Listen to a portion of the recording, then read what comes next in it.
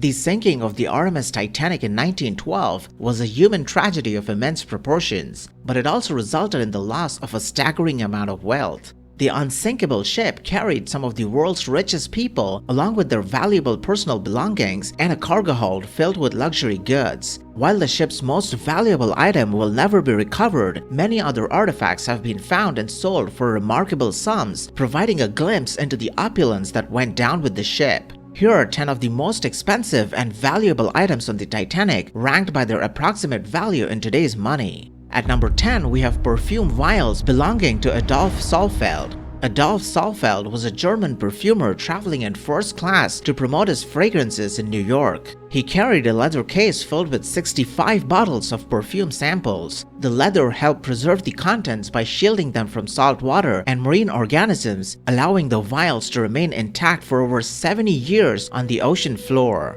The case was recovered from the wreck site and some of the bottles still contained their scent. Researchers describe the aroma as floral and citrusy, a ghostly echo of Edwardian luxury. The collection of vials sold together as a single lot fetched a remarkable sum at auction. The vials are now displayed in Titanic, the artifact exhibition, often in scent-sealed cases to preserve their aroma. At number 9, we have first-class menu from April 14, 1912. While not inherently expensive at the time, the recovered artifacts from the final hours of the Titanic have become invaluable historical documents. A first-class luncheon menu from the day of the sinking, April 14, 1912, sold for over $103,000 at auction. The menu, which was saved by first-class passenger Ruth Dodge, provides a detailed look at the lavish meals served to the ship's wealthiest patrons, a stark contrast to the tragedy that was about to unfold. The menu showed signs of water immersion as the text was partially erased. At number 8, we have the jeweled copy of the Rubáiyát of Omar Khayyám. This incredibly rare and luxurious book was a masterpiece of craftsmanship and one of the most valuable books ever created. It was an edition of Omar Khayyám's Rubáiyát, featuring a binding of fine Moroccan leather, gold, and over 1,000 precious stones, including rubies, emeralds, and amethysts. The book was a custom commission and was just days away from its final destination in New York when the Titanic sank. Since the wreckage was discovered in 1985, despite multiple search expeditions, no trace of the jeweled Rubáiyát has ever been recovered from Titanic's wreckage. According to Second Officer Charles Lightroller, books were stored in the furthest aft cargo hold near the rudder, a part of the ship that suffered catastrophic damage during the sinking. The stern section was violently torn apart upon impact with the seafloor, creating a chaotic debris field of twisted metal and scattered machinery. Unlike the relatively intact bow, the stern is fragmented with large sections of metal collapsed into a tangled mass and is difficult for remote robots to navigate into. The destruction has made it nearly impossible to reach any interior areas, especially the aft cargo hold, which was shattered into countless fragments during the sinking. Though the book was lost at sea, its value is estimated to be over $120,000 today, making it a truly priceless piece of literary and artistic history. At number 7, we have the Master Key for First-Class Steward. The key, which belonged to first-class steward Edmund Stone, provides a tangible link to a specific individual and a poignant story of the disaster. Stone did not survive the sinking and his body was recovered by the Mackay Bennett but was buried at sea on April 21, 1912. Along with a couple other things, the key to the cabins E1 to E42, which were first-class staterooms, was never recovered from his body. The possessions were returned to his family. Some of the cabins Stone would have attended to were occupied by notable first-class passengers such as Dorothy Gibson, the Spedden family, and many more. The journey of the key from the depths of the Atlantic back to his grieving widow add to its historical value. The key was sold for over $138,000, underscoring the personal human stories that have made Titanic artifacts so sought after. At number 6, we have a 32-foot plan of the Titanic. This monumental architectural plan of the ship was not on the Titanic when it sank, but its connection to the tragedy makes it one of the most valuable pieces of memorabilia. The plan used during the 1912 British Board of Trade enquiry into the sinking provided crucial details about the ship's design.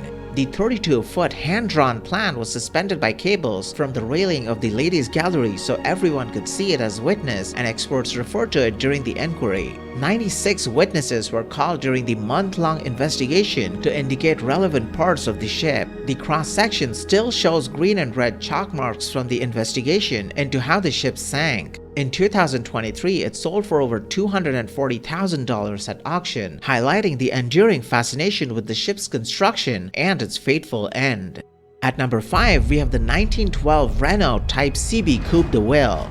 This luxury automobile, a French-made Renault, was the only car on board the Titanic. Owned by first-class passenger William E. Carter, who survived the disaster, the car was a high-status symbol of its time. This car is one of the only two ever built and is steeped in history, making it a must-see for car enthusiasts and Titanic fans alike. Carter filed an insurance claim for $5,000 for the loss of his vehicle, a significant sum in 1912. A similar model sold at auction a century later for nearly $270,000. The car's place in the ship's history was immortalized by the famous love scene in James Cameron's Titanic movie. No known photographs of the actual Titanic car exist. In the years since the ship's discovery at the bottom of the North Atlantic, several expeditions have attempted to locate the Renault, but to no avail. It's likely that after 107 years, little is left of it. The James Cameron film Ghosts of the Abyss may have caught a glimpse of the Renault, but nothing clearly identifiable as the car.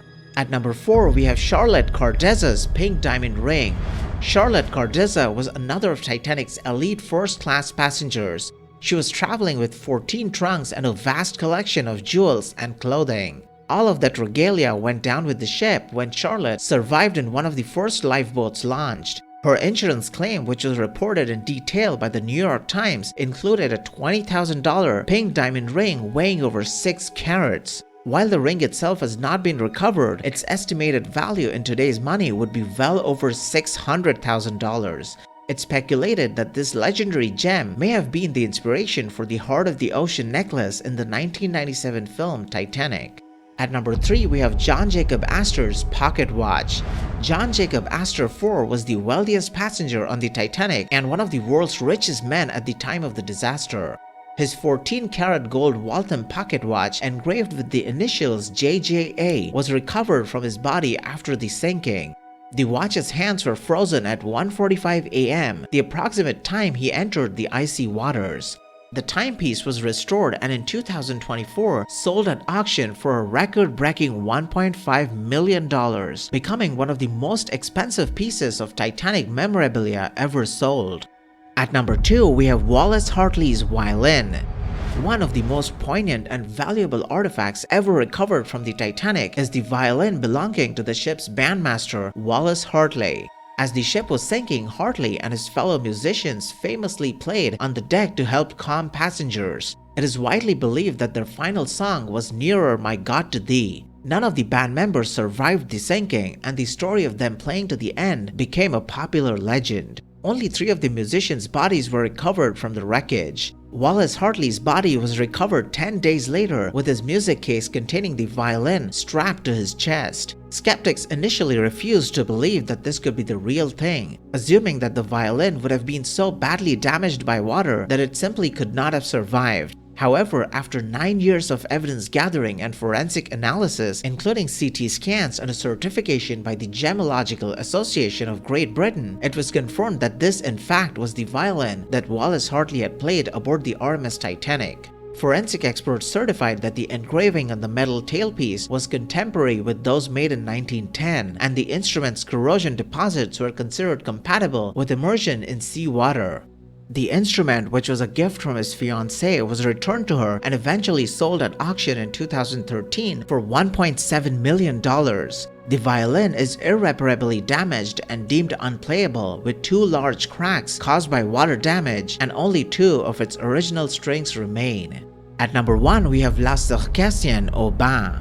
This large-scale oil painting by French artist Marie-Joseph Blondel holds the distinction of being the single most valuable item to sink with the Titanic. The painting was first exhibited at the Louvre Museum in November 1814, the same museum that also houses the Mona Lisa. It belonged to Swedish businessman Moritz Håkan Bjornstorm Stephenson, a first-class passenger who survived the sinking. His insurance claim for the painting was a staggering $100,000 in 1912. It would be the equivalent to over $3 million today, which is a staggering loss. The painting gained notoriety as the subject of the largest claim made against the White Star Line for the loss of a single item of baggage or cargo. Bjornstorm Stephenson did not receive the compensation he asked for. The painting, a neoclassical work depicting a woman bathing, was never recovered. Its loss cemented its place in history as one of the most famous lost artworks. The lost wealth on the Titanic is more than just a list of expensive items. It's a mosaic of human lives, of dreams and fortunes that were swept away in a single night. The artifacts that have been recovered from the wreck are not just objects, they're tangible pieces of a monumental story, each with a unique history and a powerful connection to the people who were aboard the world's most famous ship.